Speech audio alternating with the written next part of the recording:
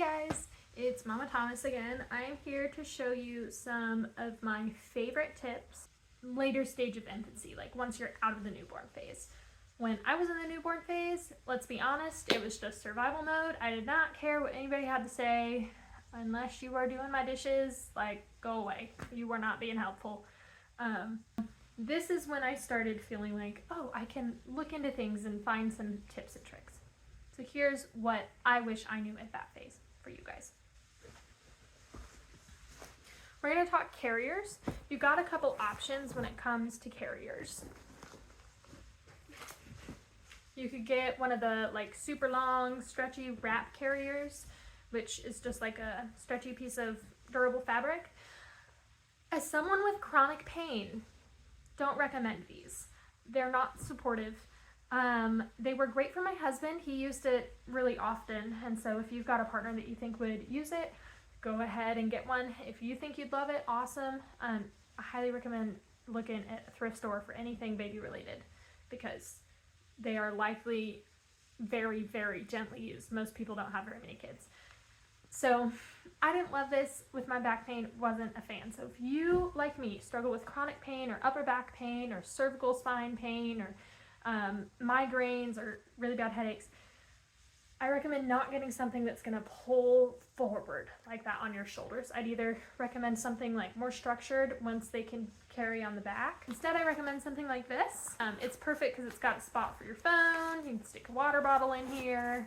You can put diapers and wipes and whatever else in here. It fits a lot more than you think it would. So it's great when you just need to run in and out somewhere. You don't want to take a car seat or a stroller. But this distributes the weight evenly on the hips and it's well padded. So it's a lot better than the shoulder related carriers. If you're someone like me with chronic pain, skip those, get one of these. Also, skip on the fancy baby toys. I highly recommend finding some good, well-loved pieces on Facebook Marketplace or your local thrift store that are good quality that will last through multiple kiddos, but in the end, they're gonna play with these things anyway. Next one might be a little controversial, but a cheap car seat is just fine. It is safer for you to get a cheap car seat new than it is for you to get a fancy car seat used. Okay, this is a teething pro tip. So bananas come in little sections. So first you peel it, and I like to snap it in half. If it's a really long banana, I'll do it in thirds. And then if you kind of squeeze it, you can see where it's coming apart there. So you stick your finger there, and you go all the way down the banana, and it will come apart. Just like this. Then you can flash freeze them in a tray, and they make the perfect little handheld teething snack. I don't recommend this for if your baby teethes early. My son is about 7 months old, so he's been on solid foods for a couple months.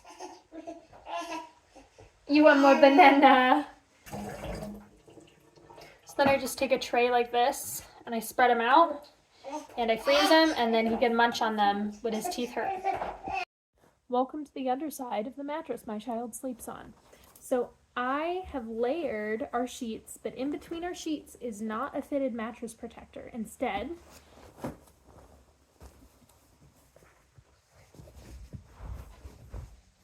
let me introduce you to the incontinence pad.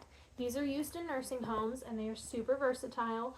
You can put them on your baby's crib mattress, and then it can be transferred as they get older to if they're sleeping in your bed, or if you go on traveling trips, or if they're sick and they're sitting in the easy chair and you don't want to have to clean it. Just saying. Highly recommend. I got in a pack of 4 on Amazon. You can find them anywhere, but they're really easy to find at a better price online. So I recommend purchasing them online. And wash them before you use them because then they're more absorbent. Green side goes up, blue side goes down.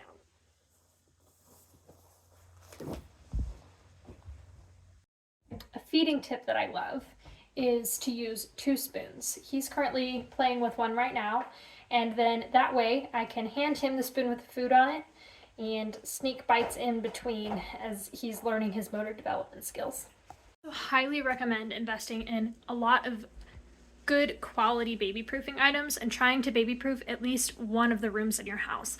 This way, if something happens and you need to put baby down in a spot, there's a safe spot to put baby. Really quickly, let's talk clothes, because I know there's a lot of advice out there about them, but you really only need to know a few things. Lighter colored fabrics are not your friend. This material is good, but it doesn't look great for a while, so it won't last you through multiple kids looking brand new, whereas cotton will. And skip all these buttons. By 6 months, your child is a little alligator that is determined that their mission in life is to never be changed. So only zippers, never buttons. And it's harder to find these in the bigger sizes, but you can, especially if you go to the thrift stores. The zipper from the top and the zipper from the bottom. 2 zippers, both. 2 of the pulls on 1 zipper. And then sleepers, I recommend getting just the really big toddler ones once they can roll over and like scooch around and they're not in danger, as long as it's not scarily big on them. And the short like tank top ones, just like this. Again, zippers, no buttons, no Velcro, no nothing, just 1 zipper.